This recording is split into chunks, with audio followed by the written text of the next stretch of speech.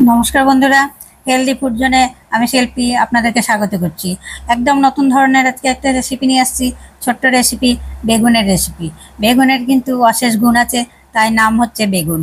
তো এই বেগুন, লম্বা লম্বা বেগুনগুলো আমি কিভাবে করছি, বেগুন বেগুন বাটার বেগুন, সেটা দেখতে থাকুন। এর জন্য আমার কী কী লাগছে না লাগছে সেগুলো আমি বলতে থাকবো। তা আপনাদের কাছে অনুরোধ রইল পুরো ভিডিওটি দেখার জন্য। আর যদি ভালো লাগে লাইক, শেয়ার, কমেন্ট দেবেন, তাহলে আমি আরও একটু আনন্দ পাবো আর নতুন নতুন ভিডিও আপনাদেরকে শেয়ার করতে।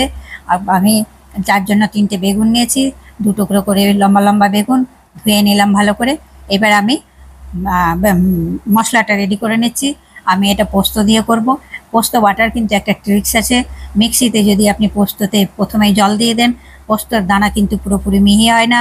সেই জন্য শুকনো পোস্ত প্রথমেই গুঁড়ো করে নেবেন। এই গুঁড়ো করে নেওয়ার পর এর মধ্যে আমি দিয়ে দিলাম লঙ্কা, দিয়ে দিলাম কয়েকটা কাজু, দিয়ে এবার আমি অল্প জল দেব। জল এর মধ্যে একটু চার মগজ দেব। মগজ দিয়ে আমি এবার একটু জল দেব। মেজারিং কাপের 1 কাপ জল দিলাম। জল দিয়ে আমি পোস্তটা করে নেব। তা আপনাদের কাছে অনুরোধ হলো পুরো ভিডিওটি দেখার জন্য। আর ভিডিওটি যদি ভালো লেগে থাকে তাহলে প্লিজ কমেন্ট করবেন আর বাড়িতে একবার ট্রাই করবেন, এইটুকু অনুরোধ রইল। প্লিজ চ্যানেলটা সাবস্ক্রাইব করতে মিস করবেন না, বেল আইকনটা প্রেস করে দেবেন। আমার প্রত্যেকটা ভিডিও আপনাদের কাছে পৌঁছে যাবে। আমার ভিডিওগুলো খুব সাধারণ এবং আমি কিন্তু খুব সাধারণভাবেই করি। তার কারণ হচ্ছে প্রত্যেকটা পরিবারেই কিন্তু কিছু না কিছু রোগের প্রাদুর্ভাব আছে। সেই কারণে সবাই যেন খেতে পারে, সেই জন্য সেইভাবেই আমি রান্নাগুলো করি। এবার আপনাদের কাছে রেসিপিগুলো কিন্তু শেয়ার করি। এই বেগুনগুলো আমি প্রথমে ভেজে নিচ্ছি। এবার ভাজার সিস্টেমটা কিন্তু আলাদা। প্রত্যেকটা বেগুন কিন্তু আমার প্রথমে আমি কোনো লবণ হলুদ মাখাইনি। এই বেগুনগুলোকে আমি কিন্তু একদম পিঠের দিকটা, তোমার যে দিক দিকে চোখা আছে, খোসা আছে, সেই দিকটা নিচের দিকে করে আমি বেগুনগুলো দিয়ে দিয়েছি। এই বেগুন ভাজার এই ট্রিক্সটা থাকে। এইটা বাটার বেগুন নাম, এর মধ্যে আমার বাটার থাকবে। আমি এইভাবে বেগুনটা ভাজলে আপনার বেগুনটা সেদ্ধ হয়ে যাবে সুন্দর, তেল কম টানবে, তেলকে সাশ্রয়ী হবে। এবং বেগুন দেখবেন, যদি আমি উপর দিকটা এই দিকটা তলে দিতাম, ওই তেলটুকু পুরোটাই শোষণ করে নিত। কিন্তু এখানে কিন্তু পুরো বেগুনটা সেদ্ধ হয়ে যাবে, কিন্তু আমার তেল কিন্তু থেকে যাবে অনেকটাই।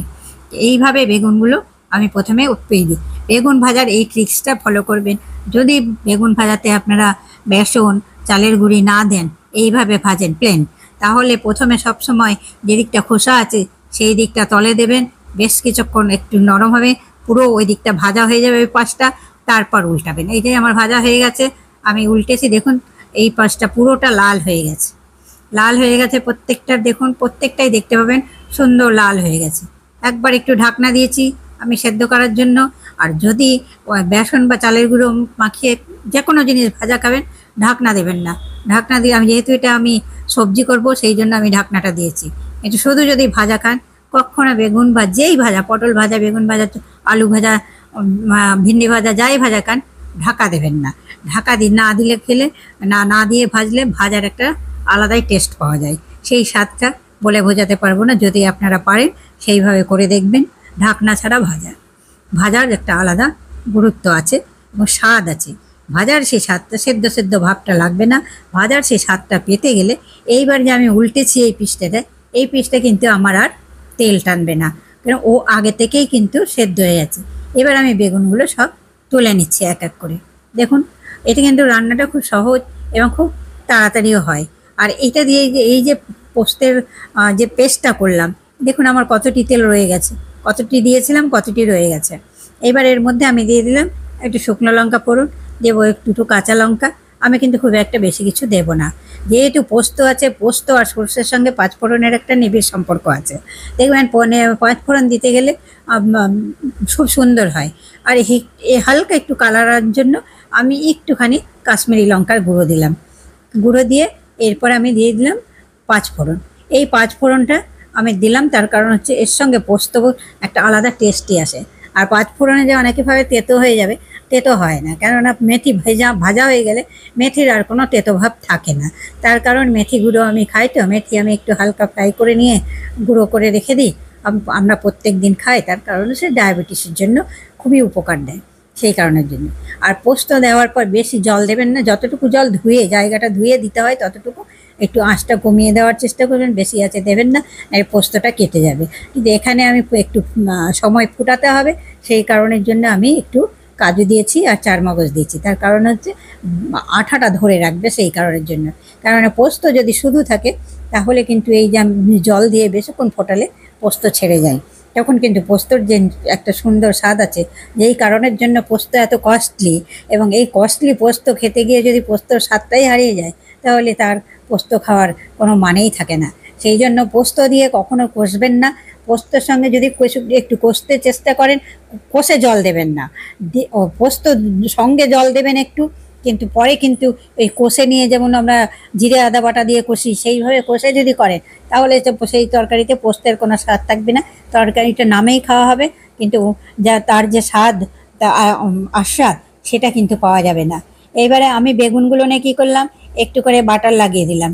এখানে আমি দিয়ে দিলাম হালকা করে একটু লবণ ওপর থেকে একটু, আর এইদিকে আমি বেগুনগুলোর মধ্যে মাখিয়ে দিচ্ছি বাটার।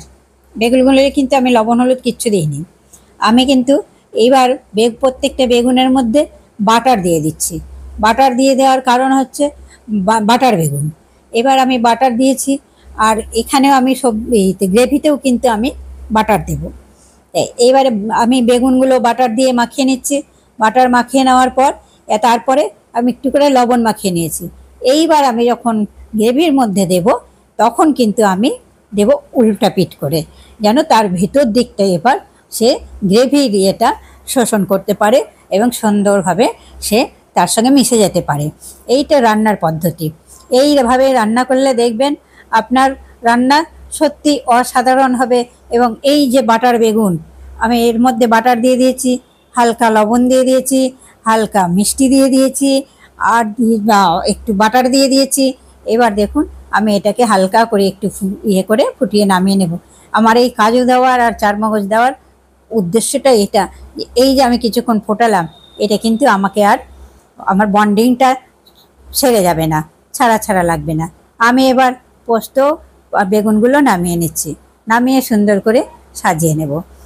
দেখবেন এত সুন্দর খেতে হবে, আপনি এই গ্রেভি আর বেগুন দিয়েই খাওয়া হয়ে যাবে, আপনার কিন্তু আর লাগবে না। এর সঙ্গে আপনি এটি বড়া ভেজে খেতে পারেন বা আরও অন্যান্য কিছু করতে পারেন, খুব অল্প জিনিসের মধ্যে খাওয়া হবে। ভিডিওটি দেখার জন্য আপনাদেরকে অসংখ্য ধন্যবাদ। প্লিজ সাবস্ক্রাইব করবেন চ্যানেলটা, বেল আইকনটা প্রেস করে। নতুন ভিডিওতে দেখা হবে। আজকের মতো এখানে শেষ করছি। প্লিজ চ্যানেলটা সাবস্ক্রাইব করতে মিস করবেন না। ধন্যবাদ।